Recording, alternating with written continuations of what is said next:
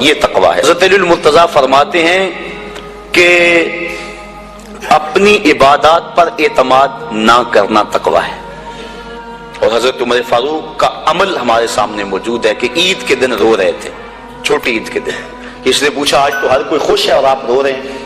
کہا مجھے نہیں پتا کہ میرے روزے قبول ہوئے ہیں یا کہ نہیں، اگر قبول ہوئے تو پھر میرے لیے خوشی کی بات، اور اگر قبول نہیں ہوئے تو میرے منہ پہ مارے گئے، اس لیے میں چونکہ قطعاً جانتا نہیں اس لیے رو رہا ہوں کہ پتہ نہیں میں کن لوگوں میں سے ہوں۔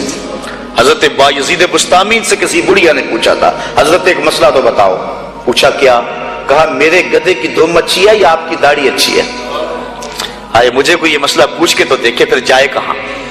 بایزید بستامی سے بڑھیا نے پوچھا آپ کی داڑھی اچھی یا میرے گدھے کی دم اچھی؟ ناراض نہیں ہوئے، بگڑے نہیں، آنکھوں سے آنسو ڈھلنے لگے۔ کہا تیرے سوال کا جواب فی الحال میرے پاس نہیں ہے، جب میں مر جاؤں گا تو پھر میرے پاس جواب ہوگا، پھر تو مجھے کیسے مل پائے گی۔ بایزید بستامی کا انتقال ہو گیا، بڑھیا کے خواب میں آئے، کہا حضرت میرا سوال اسی جگہ پہ کھڑا ہے۔ کہا اللہ کا شکر ہے میری داڑھی تیرے گدھے کی دم سے ہزاروں درجے بہتر ہے، چونکہ میرا خاتمہ ایمان پہ ہو گیا۔ تو جب تک یقین نہیں ہو جاتا کہ میں کن لوگوں میں ہوں اتنی دیر تک یہ ظاہر انسان کا اندر بے چین رہتا ہے۔ بڑے سخت معاملے ہیں آخرت کے۔ آج ہمیں نعت خواہ بھی کہہ رہے ہیں کہ مجھے دیکھ کے جہنم کو پسینہ آئے، یہ تو منہ میں طوطی بولتا ہے جو مرضی کہتا پھرے، یہ تو کل قیامت کے دن پتا چلے گا کہ پسینہ کس کو آتا ہے۔ رسول کریم بھی جس جہنم سے پناہ مانگے، کبھی جنت کا تمسخر اڑایا جاتا ہے، ہو رے تو کیڑی جنت کا کرنا ہے تذکرہ، اسی جنت کا جس کو رسول اللہ ہاتھ اٹھا کے مانگتے رہے، اسی جنت کا تذکرہ کر رہے ہیں جس کے لیے حضور کا اشتیاق تھا، اسی جنت کی آرزو کر رہے ہیں جس کے لیے حضور نے فرمایا جب اللہ سے مانگو تو جنت فردوس مانگو۔ تو آج دلیری دی جا رہی ہے، آج پیر بیعت کرنے کے بعد جنت کا پرمٹ دے دیتا ہے۔ آؤ میں پیروں کے پیر کی کہانی سناؤں آپ کو۔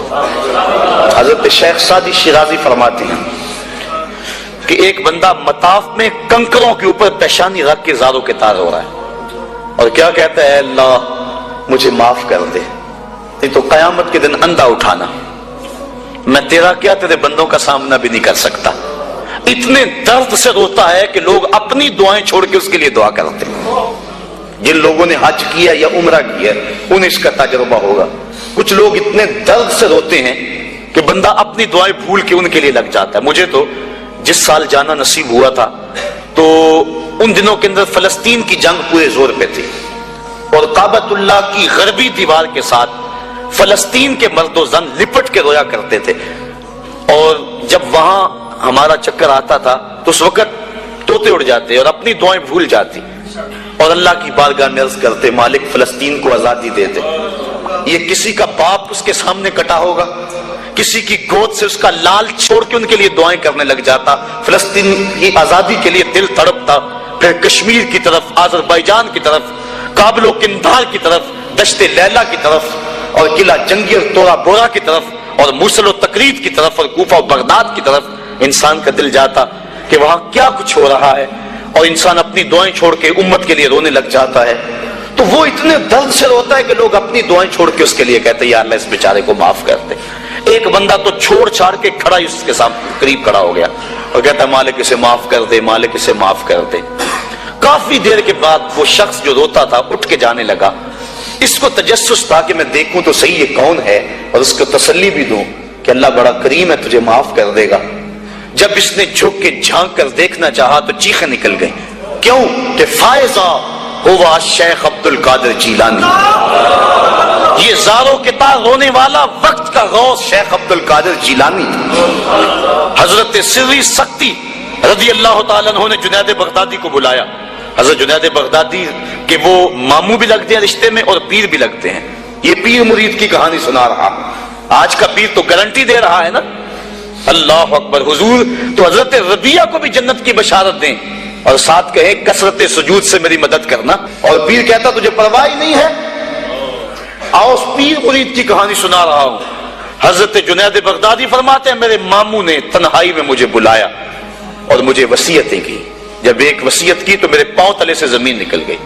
کہنے لگے بیٹا جب میں مر جاؤں تو میری قبر بغداد سے باہر بنانا۔ میں نے پوچھا حضور کیوں؟ فرمانے لگے میری بدعمالیوں کی وجہ سے کہیں بغداد کی مٹی میری لاش کو قبول کرنے سے انکار نہ کر دے اور میں لوگوں کے سامنے رسوا نہ ہو جاؤں۔ یہ ہیں وہ لوگ تتجافا جنوبہم عن المضاجع، جن کی کروٹیں بستروں سے الگ رہتی ہیں، اللہ کو خوف اور طمع میں پکارتے ہیں، لیکن زندگی کا ایک ایک لمحہ تقوی سے عبارت ہے۔ دنیا میں تکلیفیں سہی۔ حضرت امام جعفر صادق ساری زندگی ٹھنڈا پانی نہیں پیا، فرماتے تھے کیا خبر کہ اس کے حساب میں چکرا جاؤں۔ اور آپ کے مریدین بیٹھے ہوئے ہیں، آپ بھی بیٹھے ہوئے ہیں، لوگ بیٹھے ہیں، کہا یار آج ایک دوسرے سے وعدہ نہ کر لیں؟ کہا کیا؟ کہا ہم میں سے جو بھی جنت میں جائے وہ دوسروں کو ساتھ لے کے جائے۔ غلاموں نے کہا حضور ہم آپ ہے، یہ خشیت ہے اور ٹھنڈے پانی سے بھی گریز کر رہے ہیں، 3 چیزوں کا حساب نہیں ہوگا قیامت کے دن، ضرورت کے وقت کھانا پینا، اور ستر عورت کے لیے کپڑا لباس، اور ضرورت کا مکان، ان 3 چیزوں کا حساب نہیں ہوگا۔ اس کے علاوہ جو بھی نعمت اللہ نے دی ہے ثم لتسألن یومئذ عن النعیم، اللہ قرآن میں کہتا ہے ہر نعمت کے بارے میں پوچھا جائے گا۔ تو صاحبو، جن لوگوں نے اس بات کا خیال رکھا کہ ہمارے رب نے ہمیں پوچھنا ہے اور ایک ایک بات کا ہم نے جواب دینا ہے، یہ بات درست ہے کہ اللہ اپنے فضل سے معاف کرے گا، لیکن سحری کے وقت اٹھ کے سسکیاں بھرنے والا اور رات شراب خانے میں گزارنے والا کیا قیامت کے دن ایک صف میں کھڑے کر دیے جائیں گے؟ یہ کیسے ہوگا؟ غریبوں کا خون چوسنے والا، بیواؤں اور یتیموں کا مال لوٹنے والا اور رات کی تنہائی میں ان کی مدد کرنے والا کیا ایک صف میں کھڑے کر دیے جائیں گے؟ ایسا کیسے ہو سکتا ہے؟ تو صاحب وہ تقویٰ ہے کہ انسان اپنی زندگی کے ایک ایک قدم کو بچا بچا کے رکھے کہ میں اللہ کی ناراضگی سے بچ جاؤں، اور دنیا کو اس نے مشکلات میں ڈال دیا۔ آج کہتے ہیں دین پہ عمل کرنا بڑا مشکل ہے۔ جو بندہ دین پہ عمل کرنا چاہتا ہے، اللہ قرآن میں سورۃ الاعلیٰ میں فرماتا ہے مشکل نہیں، ہم اس کے لیے آسان بنا دیتے ہیں۔ چلو لوگوں کے لیے مشکل ہی صحیح، لیکن اس نے مشکل میں یہ زندگی کاٹ لی۔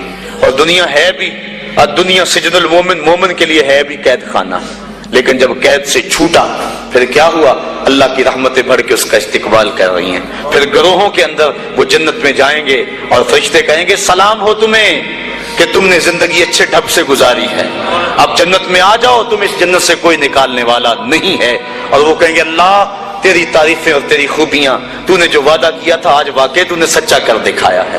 اور پھر جنت میں ان کو گوناگون نعمتیں دی جائیں گی، اور جنت میں مائے معین ہوگا، حوض کوثر ہوگا، سلسبیل ہوگا۔ کبھی وہ حوروں سے جام پیئیں گے، کبھی وہ غلمانوں سے جام پیئیں گے، لذت تو بڑی ہوگی، لیکن ایک لذت کی کہانی اللہ نے قرآن میں سنائی۔ ہمیں ایک وقت ایسا بھی پھر آئے گا وَسَقَاهُمْ رَبُّهُمْ شَرَابًا طَهُورًا، ان کا رب انہیں خود شراب طہور پلائے گا کہ تم نے میرے لیے چھوڑا، دنیا کی شراب تو نہیں پی لو، میرے دستے قدرت سے شراب پیو۔ تو وَسَقَاهُمْ رَبُّهُمْ، نہ حوروں کے ہاتھوں سے، نہ غلمانوں کے ہاتھوں سے، نہ کسی اور کے ہاتھوں سے، وَسَقَاهُمْ رَبُّهُمْ۔